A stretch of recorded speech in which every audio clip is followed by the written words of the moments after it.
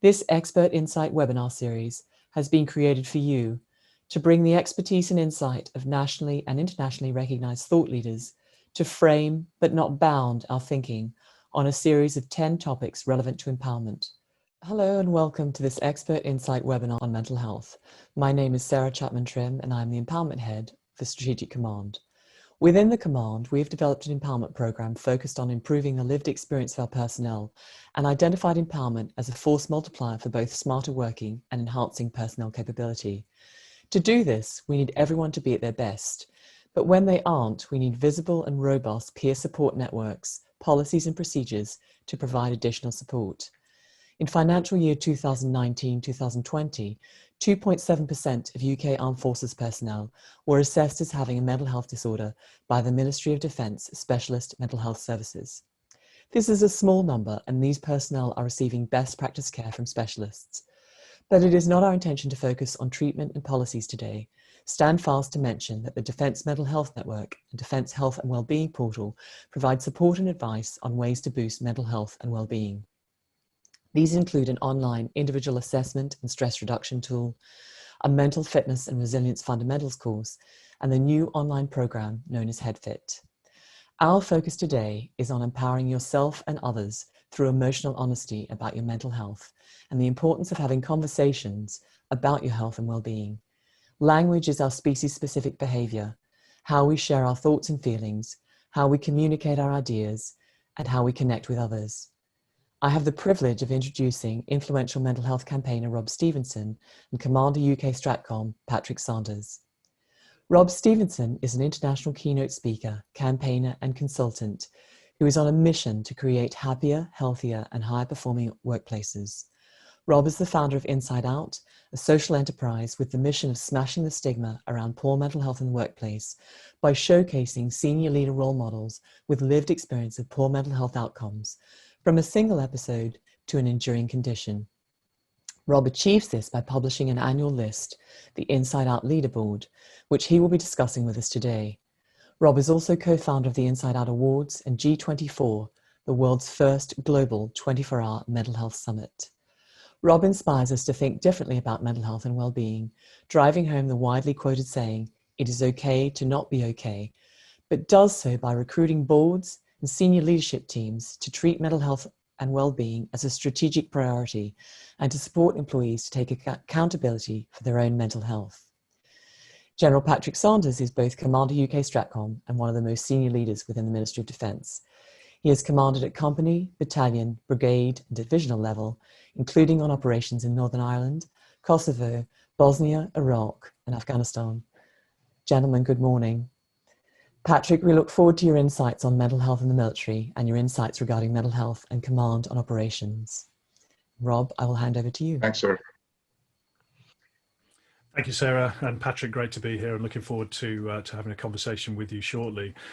So Sarah, thank you for such a kind introduction. I will certainly try and do it justice. But as you mentioned, I'm a mental health campaigner passionate about trying to smash the stigma of mental ill health and inspire the creation of mentally healthy workplaces. And emotional honesty and openness is a core part of this. So I'm going to share a screen and do a short presentation for you and just talk you through a bit of my personal journey and my work as a campaigner. But I'm going to start with a question. And it's a question that we're asked 10, 20 times a day. And we very rarely answer that with emotional honesty. How are you? We say, I'm good, I'm fine, I'm okay, I'm all right, and we walk on. It's a ritual. So I'm going to ask you, how are you today? And ask you to reflect on this, but I'm going to share how I am today to help you do so. Today, I'm an 8 out of 10. My mental form is an 8 out of 10, and I manage my form with a score that I give myself each day. This is a tool that is given to me by a therapist, and today I'm in very good form. I'm really excited to be here. A few weeks ago, I was a 4 out of 10, and I'll talk about that too. But these are the questions I'd invite you to reflect on as I tell you what's driving the form for me. So how motivated are you? I'm pretty motivated to be here today. My energy levels are okay, but I'm experiencing long COVID, which depletes my energy. So that's holding me back a little bit. Tasks and decisions feel straightforward. I slept well last night. Exercise, again, normally I'm out there on my bike, can't be doing that because of the long COVID. So that's probably stopping me being a 9. My diet has been balanced and nutritious, and I have a very, very strong sense of purpose in what I do. I actually feel very connected to friends, family, and colleagues, even though we need to be physically distant. And I hate the word social distancing. We need to be socially connected, yet physically distant. And then I feel I'm balancing stress with moments of recovery during the day pretty well. And I'm quite relaxed about my finances, although I know many won't be. So as you listen to this, I invite you to reflect on those questions and think, where might you be on that scale? As I say, I'm on very good form, an 8 out of 10.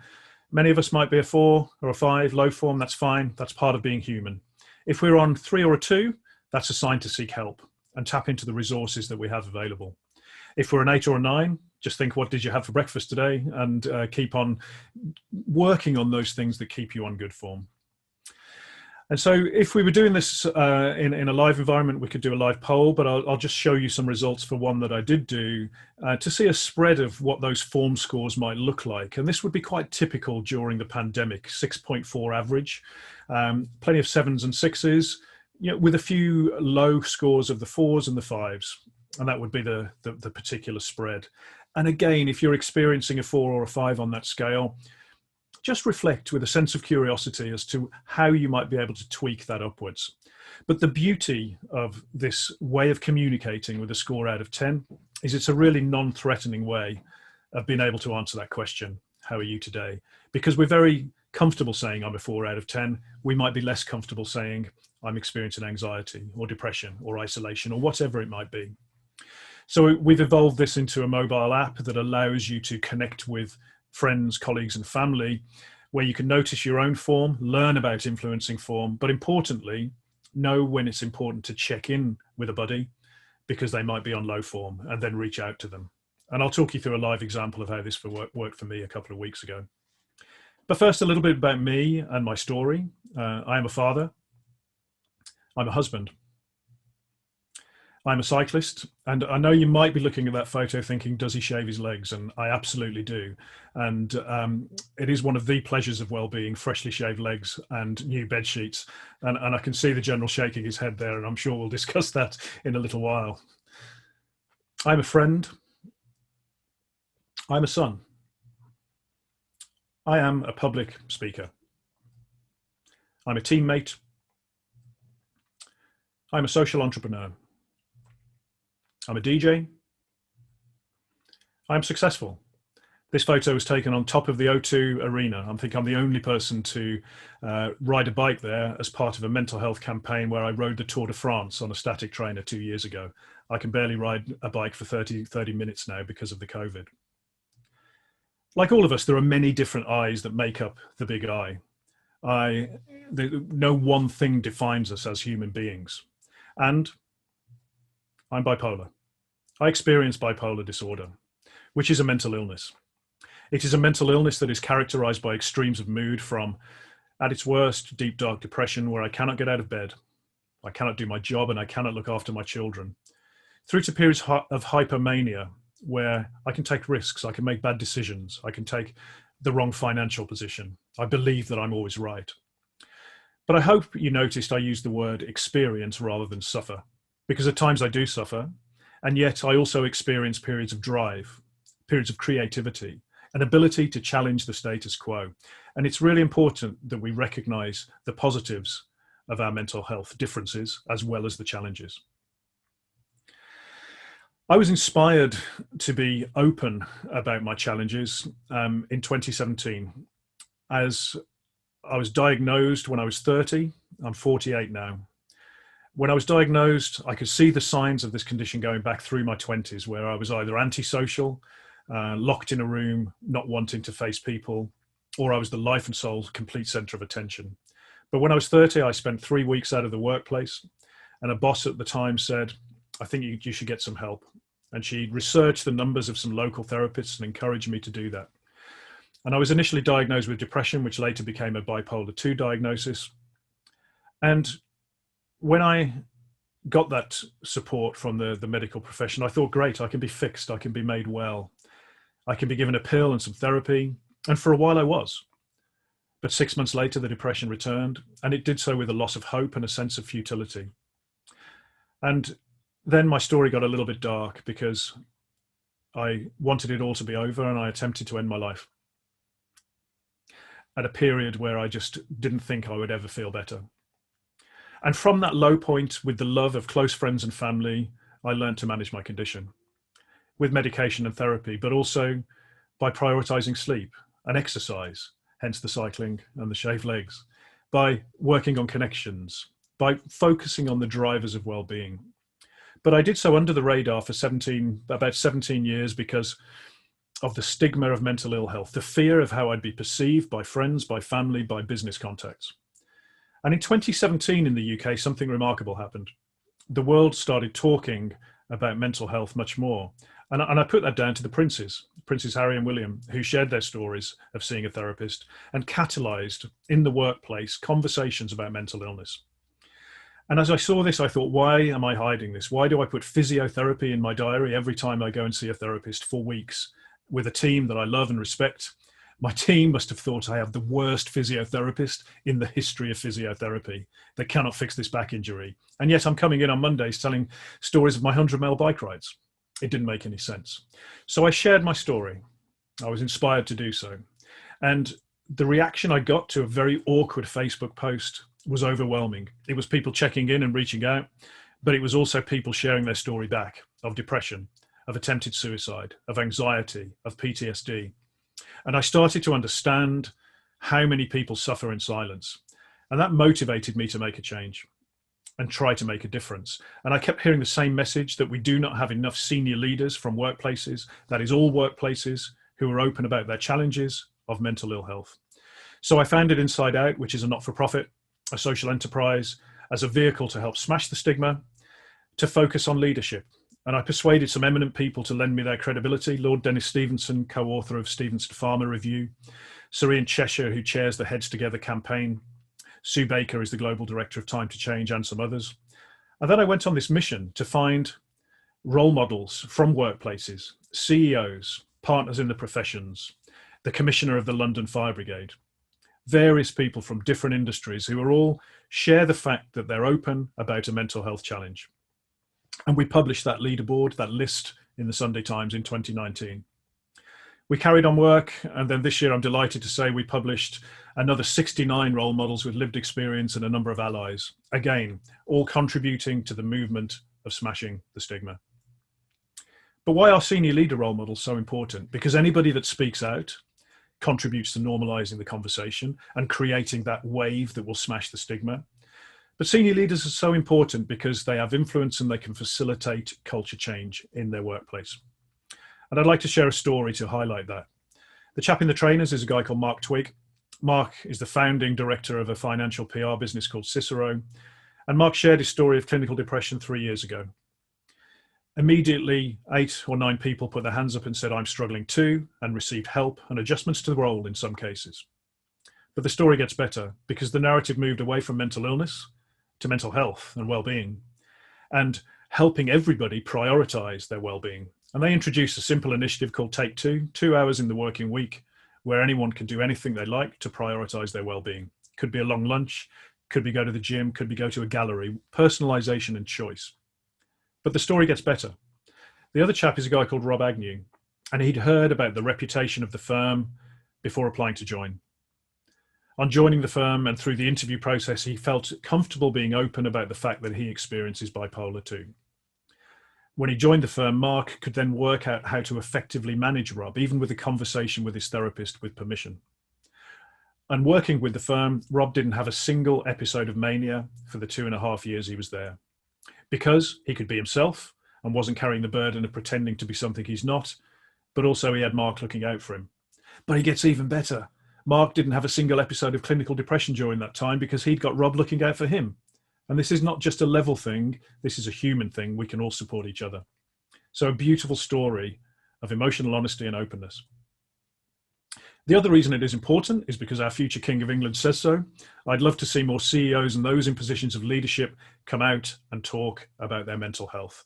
That was the Duke of Cambridge on the Davos stage a couple of years ago.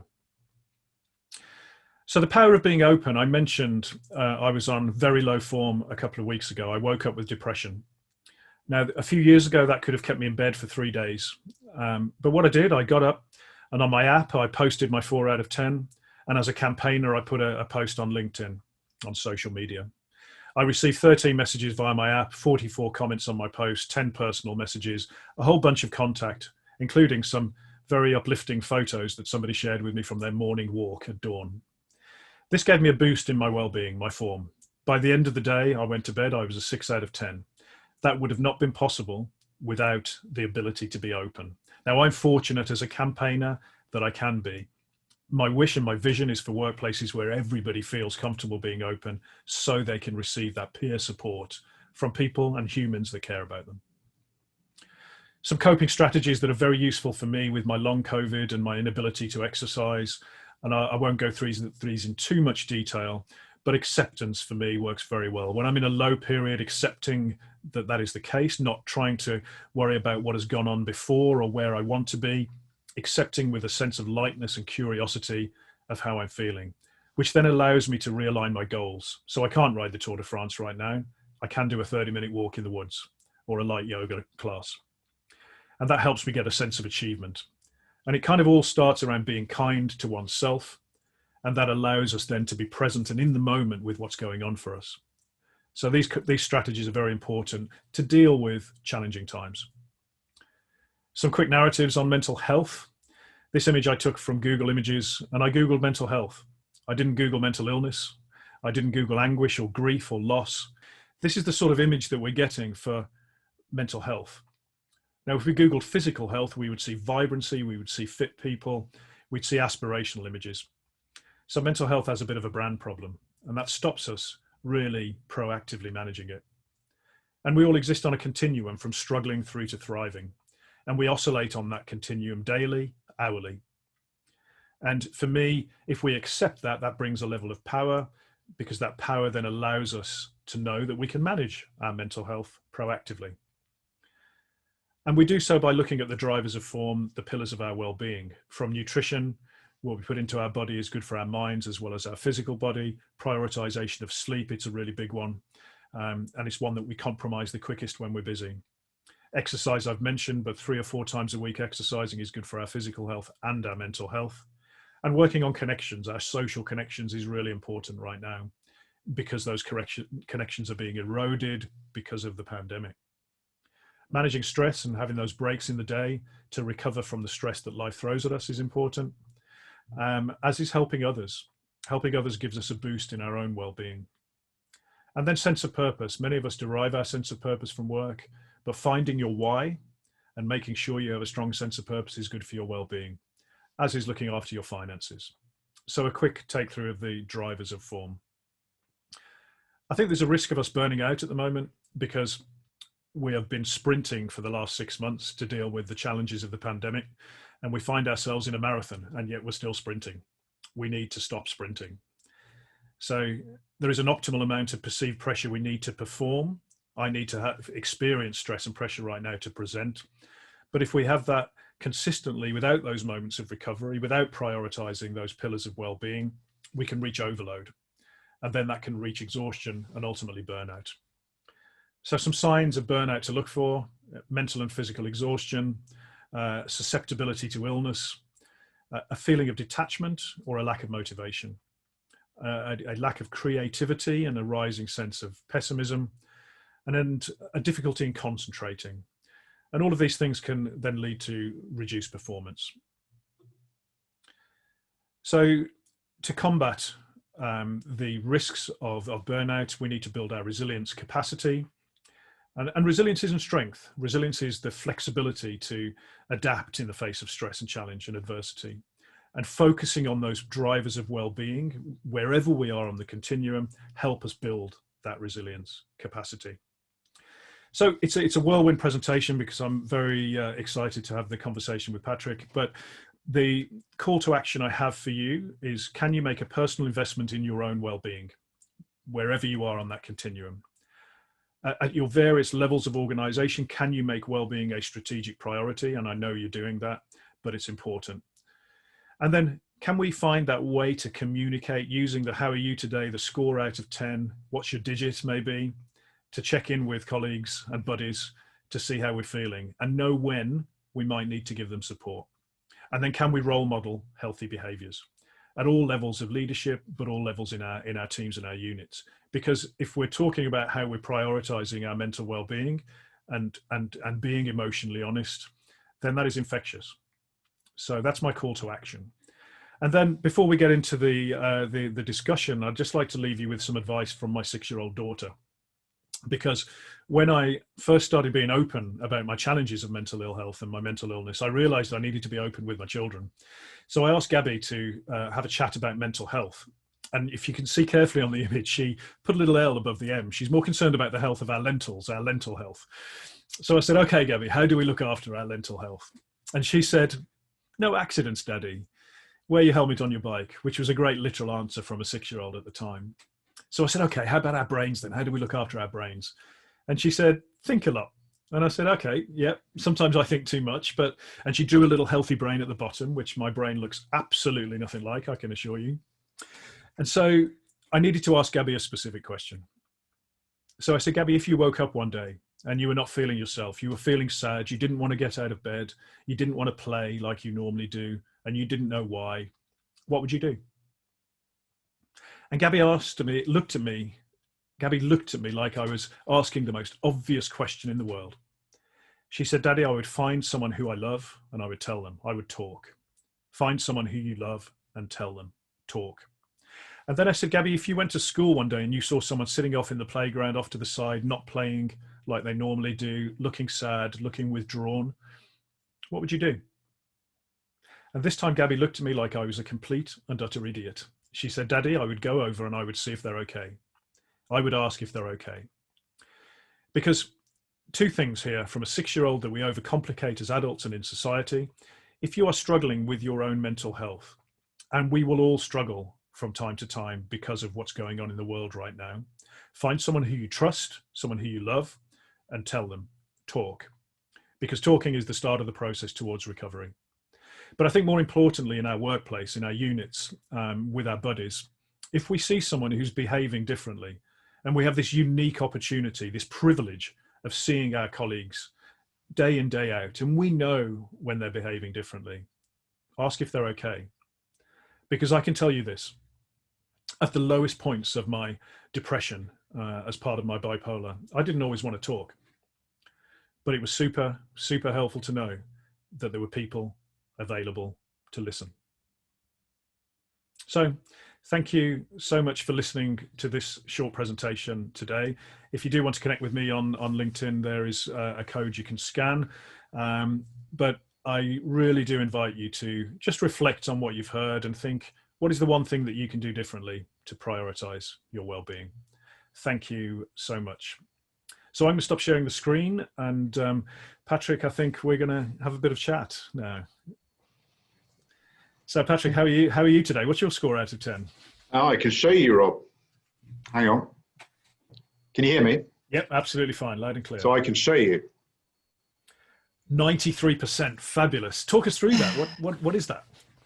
It's so other fitness devices are available, but it's a thing called a Whoop, and it's very good at measuring your recovery and your physical condition. So I only answered part of your question, and against the form score. But yeah, I'm like you. I'm about an 8 today, and that helps. Good night's sleep, good physical recovery, nice breakfast, all good. Brilliant. Well, really, really great to hear. And this is a real highlight for me to be able to have a conversation with you. So thank you for doing this. You. But I know you recently shared your challenges of depression on a leadership call, didn't you? So could you explain to us what motivated you to do that, Patrick? Yeah, so I suppose there's a couple of ways of answering that. I mean, the first is, and I'll come back to this when we talk about it a little bit later, like many people from my generation who served in places like in Iraq and Afghanistan and other places, I went through a particular set of circumstances which left some scars. And I was very conscious that I'm very aware that when I need some comfort in dealing with that, the people I tend to turn to are the people that I was there with. And sharing that experience, and when we see each other, it's not that often. Some people I see quite a lot, but when we come together as a group, it's a very emotional gathering, and I love these people like brothers. And you get an enormous amount of comfort from sharing. So there's the first thing to say is that I can see from my own, the comfort that I get from sharing with them, and I can see they get sharing it with me, that sharing is helpful when you need to talk about experiences and the effect that it's left on you, or the legacy it's left. And then in particular, I found myself being asked to speak at an event in aid of the Royal Foundation. And I was meant to talk about, it wasn't military strategy or what the army needed or something, but we were in Purda, so I couldn't talk about that. So I talked about my own experiences with mental ill health and some of the scars that it had left. And David Wiseman was there, who works for the Royal Foundation, a couple of other people, and they both said, look, you should talk about this more often. And because having people like you talk about it can normalize it in the way you were describing in your presentation there. And several senior executives and people came up to me and afterwards and sort of commented on how thoughtful it had made them and how they wanted to do the same thing. And so I try not to take myself very seriously, but I recognize that the position I'm in as a senior leader, it can be very helpful for people who are, on their own journey and at different levels in the organization, to see that it is perfectly okay to talk about when you're not having a good day, or when you're suffering from mental ill health, and to remove the stigma, as you're saying. So that's what's caused me to try and talk about this whenever I can in the right setting, because I just think that even if you do it briefly, it sets an environment where, as you found, it can make it much easier for people. Absolutely. Well, thank you so much for doing that, because it does have a huge impact, and there'll be many people watching this that will be suffering in silence that might feel then inspired to seek the help, and that's what we're trying to do. You touched on the sort of challenges that you've experienced, Patrick, but do you mind talking through those challenges in a bit more detail, and also, I guess, how you've sort of had that journey to recovery as well? Sure. So go back to 2007, and I was commanding a battalion. It's called four Rifles. That's about 600-700 people, and when you have the families and partners with it, it's a community of about 1,000 people or so. And then when we had the attachments when we went to Basra, we were about 1,200 people in all. And we were thrown into a tour that was hyper violent from the very first day. So we took our first casualties. First killed, Jez Brooks was killed on the very first day of the tour. And we were taking casualties at a rate of about one a week. So one person killed a week, and then a lot of people who were wounded. And after about, I don't know, 10 weeks or so, 12 weeks, as a battle group, we'd had about 15 people. We had 15 people killed and over 100 wounded. And it was constant. It was indirect fire coming in all the time. In the base we were in Basra Palace, and then every time you went out onto the streets, you came under fire. And that was it was frightening, but it was also very exciting at the time. And the esprit de corps, the sense of cohesion and fighting spirit in the battle group was extraordinary. So although people grieved when we were involved in it, we didn't have time to process it and deal with it. And nor did we really want to. We just moved on to the next operation on the next day. But when we got back at the end of the tour, I know lots of others too, felt the effects of that tour very personally. And it was a combination of, for me, it was a combination of perhaps some PTSD, I don't know, definitely guilt, and the people that we had left behind and not brought back with us. And you ask yourself constantly questions about decisions that you've taken and situations that you've created. And all of that sort of mixed up. And for a good year and a half afterwards, I was not myself. And I was I had lows that I had never experienced in my life. It felt like depression. That meant that although I was never moved to act on it, I had suicidal impulses at times. And like you were describing with your condition, you'd have extraordinary highs and then you'd plummet the absolute depths. And I couldn't, over time, I began to even that out. But it was a very unsettling experience, and it comes back to me sometimes, and I can get very emotional about it. And it's something that I think you just have to live with. It's my life is richer for that experience, but you have to acknowledge and accept that it'll knock you off course. Yeah, and that's a really interesting point you make there. Your life is richer for that experience. Could you expand on that? Because I know what you mean, but it'd be good to hear your view on that. So it sounds like a very selfish thing to say, particularly for the next of kin who, to this day grieve for either the injuries that their sons or daughters are carrying, or because we left them behind.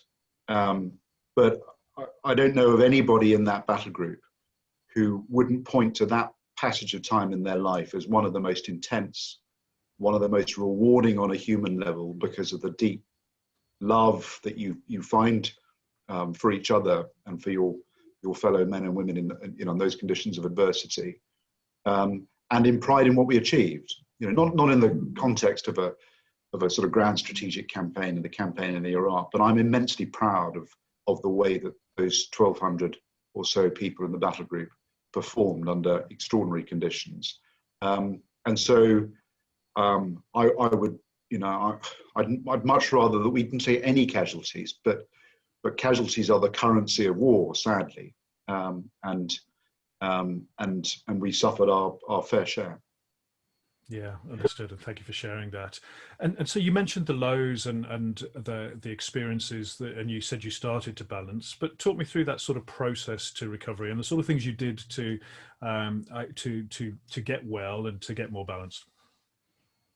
Yeah, one of the things that didn't help was that I had to move on from the battalion as soon as we got back, and I think my own passage to recovery would have been much smoother and faster if I had stayed with that group of people. So one of the things I didn't have available to me that I think would have helped goes back to the point about sharing, and being able to talk through how you're feeling and the experiences, particularly with a crowd of people who would have understood and could contextualize it. But I took refuge in other friendships, people I'd known for a long time, and I had 2 or 3 friends who from a military background and have been through the sort of thing themselves, and they were incredibly helpful and supportive and generous spirited. And I took the wrong coping strategies in some cases. I became maudlin and dwelled excessively on our experiences and on the people we had left behind. And I allowed myself to sort of go into that. I drank too much, not in a sort of falling down drunk, going out and having a fight kind of way. That probably would have been a helpful thing to do, but just as a sort of, and as an anesthetic, and it doesn't help. Yeah. I temporarily feel like it at 6 o'clock in the evening when you crack the first gin and tonic, but if you're doing that every night, it's not good. And I didn't talk enough to my own family. I kept it from them, and that made life very difficult for my family and for my wife in particular. So I didn't follow a textbook route, and time, frankly, healed it. And then the sort of techniques that you were describing, and we can go on to talk about, I learned to use those, and I learned gradually to love myself again. And to forgive myself. That's fabulous. Yeah, to love yourself and forgive yourself, and that's a really beautiful sentiment. And again, I understand that, and it's amplified by what you've experienced to get to that point on that campaign for sure. Obviously, you're one of the most senior leaders in the military, and being open about your challenges of mental health requires a bit of vulnerability. how does that feel for you, and how difficult is it to be vulnerable in a senior leader role in the military? I don't find it difficult, because, I mean, it may be something to do with my upbringing, or just, I think you reach a level of maturity, of wisdom, where you recognize that people don't expect you to be completely perfect in every way. We are none of us perfect. You never get the complete package. I used to have quite a lot of nice hair. I mourn the loss of that. And so people tend to see you for what you are, you know, for better or for worse. They may not, when you get, you know, in the military, because it is quite hierarchical and there's quite a lot of status associated with senior positions. But it doesn't mean that the people around you and young soldiers and officers can't see through you. So I think you're best off just being yourself, and being as authentic and honest as you can be. And if you can do that, then despite the fact that I'm, by most soldiers' standards, a very old fart, you can connect very easily with an 18, 19 or 20-year-old if you're being authentic, because they'll see through you very quickly if you're not. Absolutely. I couldn't agree more. And I think that there is this culture of perfectionism that we need to smash as well, that people think you have to be perfect. And if we can see our leaders sharing their imperfections, it's really helpful in allowing others to do so as well. So again, thank you for doing that. In sharing your story more widely, Patrick, what is your hope? What is your hope that the impact that this might have within Strategic Command, but also beyond? Well, you touched on it in your presentation. I know from my own experience that that when I'm, you know, if I'm an 8 or a 7 or a 6 in that score, that I've got a sense of self-worth, that I've got a sense of purpose, that I'm leading an active lifestyle, then my motivation is high and my productivity is high, and I can add to the richness of people's lives around me. I can inspire people, I can motivate people, and you feed off each other. People can feed off my energy and I'll feed off theirs. So you as an individual, you can make an enormous impact on both in terms of people's quality, the quality of people's lives around you, but also their productivity and what they do at work. And by contrast, if you're not in a good position, then you need to draw off others people's energy, and be a bit of a leech, and it's a bit of a, you know, it's sharing. So, you know, parochially, selfishly, I want Strategic Command to be delivering at the sort of pace that Defence expects from us, and they've set very, very high expectations of what they want from Strategic Command, and I think it'll only get more so as we come out of the integrated review. So I need people to be at their best at work and to be working and driving it forward. But on a human level, for all the reasons you set out, I also don't expect people to have to be like that every single day. And your point about the physiotherapist, you know, we talk comfortably and often tediously about injuries and niggles that we've picked up on a run or on a bike ride or whatever else. We should feel as comfortable talking about our mental state, and if we're feeling a bit low or depressed, because people can then adjust around you and support you. So it hits both, you know, it hits the professional competence and ability and productivity, and it makes people richer, better motivated, and candidly to want to continue to work and stay in Strategic Command, which is what I want. Yeah, fantastic. It's one of those rare cases, isn't it, where the performance case and the moral case are in perfect alignment. It is the right thing to do for humans, but if we do it, investing in our well-being and mental health and creating cultures that allow it, we will have a higher performing workforce and a workplace. And the statistics show it. So we've got, I mean, one of the branches of Strategic Command, Defence Intelligence, is sort of at the cutting edge of this. They've done a really fantastic program of well-being and mental health, and it's really helped them as we've gone through the last 6 months on the lockdown to perform incredibly well, and their workforce is really productive. So, you know, it's not just yours and my instinct that this is the right thing to do. You can see the statistics behind it as well. Yeah, absolutely. And Sarah, I think you look like you've got a question there as well. Oh no, I was just reflecting on the fact that defense intelligence by its very nature needs to be, sort of covert. So actually bringing people together and allowing them to express their stress and tensions and things through a well-focused health and well-being strategy, will boost performance and that team cohesion. They're not as well able to discuss the things that they're doing as perhaps the rest of us are. Yeah, fantastic. Yeah, totally agree.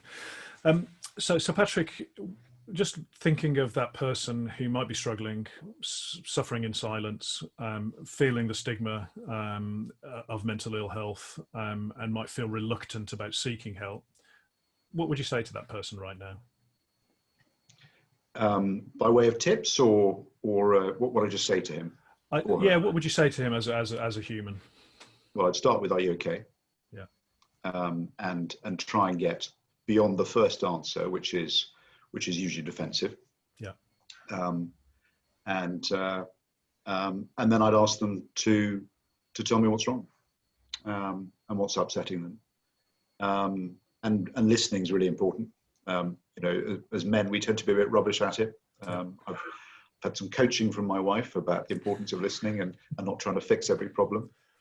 And then I'd tell them how much value they mean to the organization, because I think at the heart of this is very often not understanding. It's a lack of self-worth and a lack of purpose and a lack of motivation, and it's very easy to restore that in people, or you can make a difference too in doing so anyway.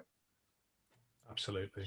And I think you make a wonderful point there, is sometimes we're worried that we can't fix people, whereas actually listening is what people need. And if we can just take a step back and say, hey, that's really tough, and I can see you struggling, I'm not qualified to fix you, but I am qualified to be a human being who cares about you and listen. And I think if we can be a bit better at listening, then we can support our peers a lot better too. So you alluded to kind of tips there on staying well, and I think one of the gifts of going through a mental health challenge is we become quite aware of ourselves and how to keep well, particularly during challenging times. What are your top tips for people on staying well in respect of mental well-being? Get a puppy. Half joking, and of course lots of people can't, but a dog is not a bad idea. If you can't get a dog, learn to make a really good martini, because you'll need it sooner or later. But on a more serious note, I suppose a lot of this overlaps with what you were saying in your presentation. So I think, first of all, be patient with yourself and forgive yourself, because this thing will pass. And in the sweep of your life and your career, you need to be able to look up beyond the low that you're feeling in at the moment to the sweep of it. So some patience and some forgiveness behind that.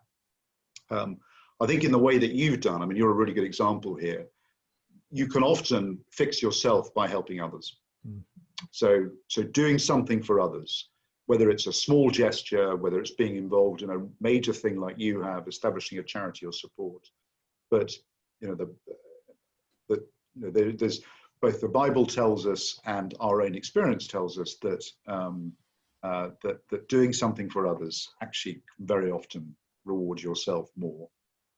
So that can help. I touched on it. I think if you have the gift of faith, then nurturing that in prayer is always going to be helpful and good. But if you don't, then some simple meditation is important. And you can combine that with things like yoga, or if you like Pilates, which, I am about the least flexible and supple person I know. It's often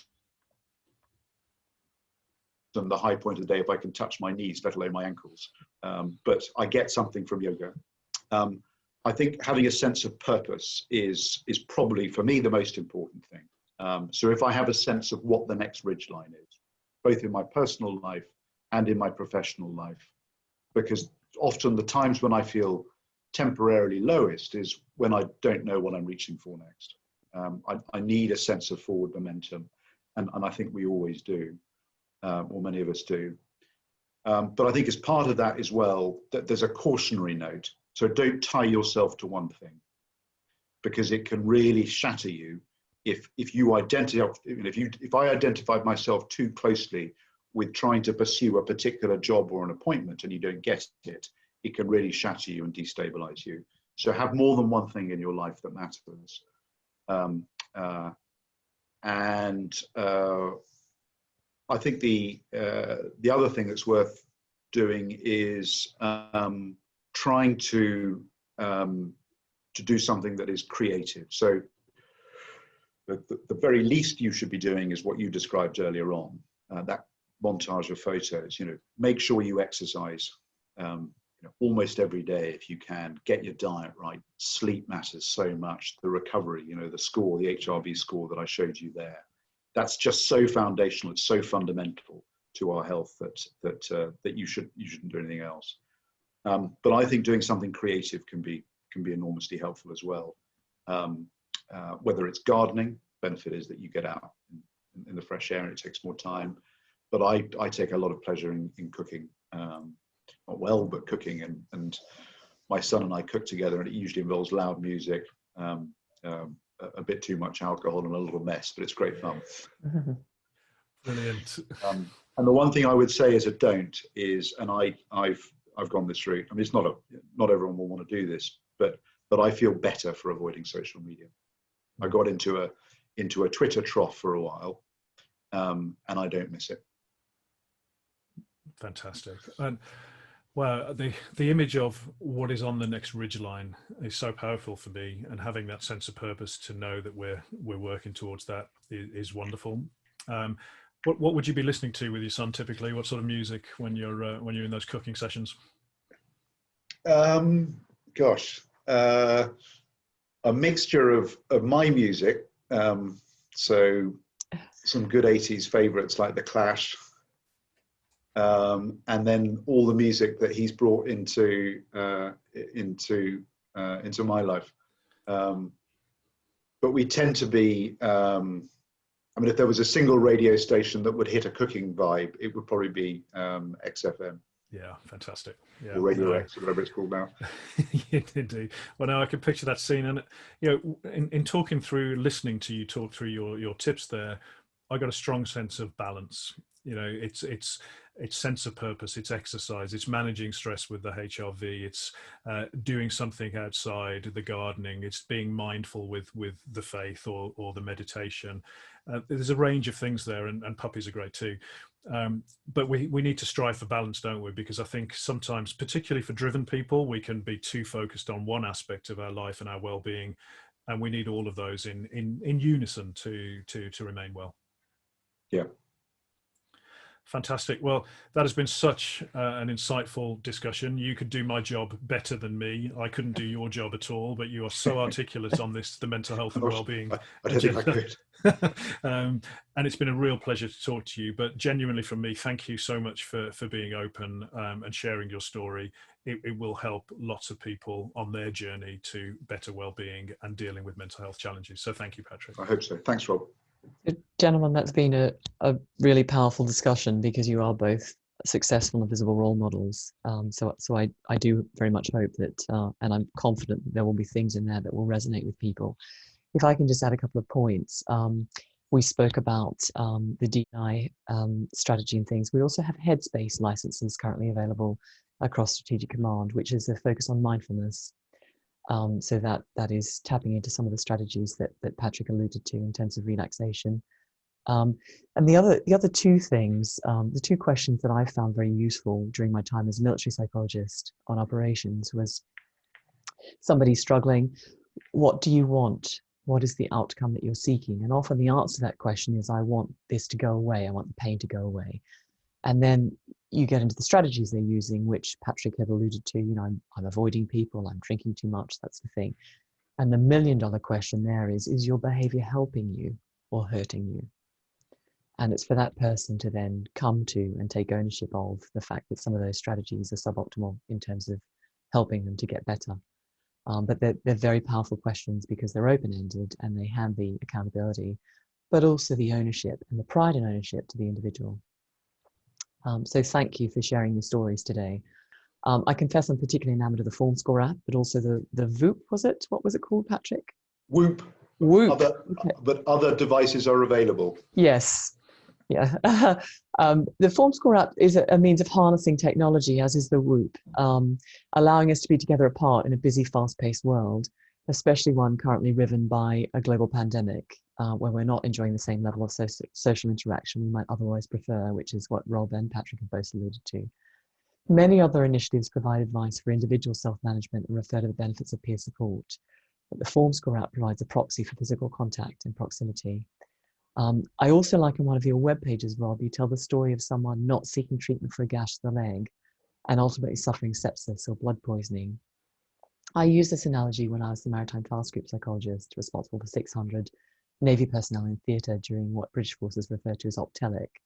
And the analogy I drew was that it's far easier to treat an infection from a splinter than it was a gangrenous leg, and that military personnel would never dream of being careless about their PPE, that their mental well-being was a resource that also needed regular attention, and whilst peer support is brilliant, there comes a time to seek assistance from a qualified professional.